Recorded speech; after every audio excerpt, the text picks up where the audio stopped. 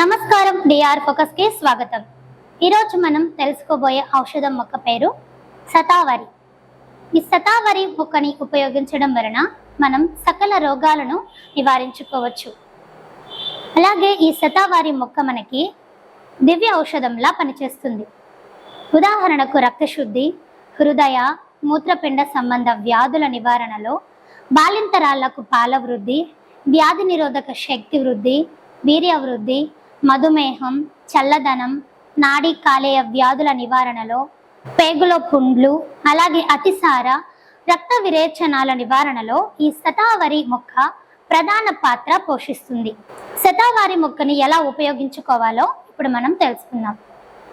2 చెంచాల వేర్ల రసాన్ని చిటికెడు చక్కెర కలిపి రోజుకొకసారి తీసుకున్నట్లయితే బాలింతరాలలో పాల వృద్ధి అగును. అలాగే పురుషులలో అయితే వీర్య వృద్ధి జరుగుతుంది. అలాగే ఈ శతావరి వేర్లను చిన్న ముక్కలుగా కోసి ఎండబెట్టి పొడి చేసుకుని చక్కెర కలిపి 2 నుంచి 3 చెంచాలు తీసుకోవడం ద్వారా మన పేగులలో ఉండే పుండ్లు, రక్తశుద్ధి, హృదయ మూత్రపిండ సంబంధ వ్యాధులు కూడా నయమైపోతాయి.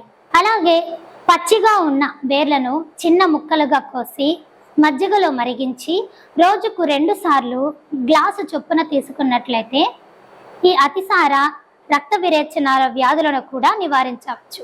అలాగే ఈ శతావరి పత్రాల కషాయాన్ని రోజుకొక కప్పు సాయంత్రం తీసుకున్న నాడి కాలేయ వ్యాధులు నిర్మూలించబడతాయి.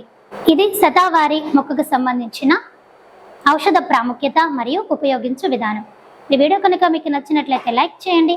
మరికొన్ని హెల్త్ టిప్స్ కోసం వెంటనే మన ఛానల్ను సబ్స్క్రైబ్ చేసుకోండి. ఈ వీడియోపై మీ విలువైన అభిప్రాయాన్ని కామెంట్ రూపంలో తెలియజేయండి.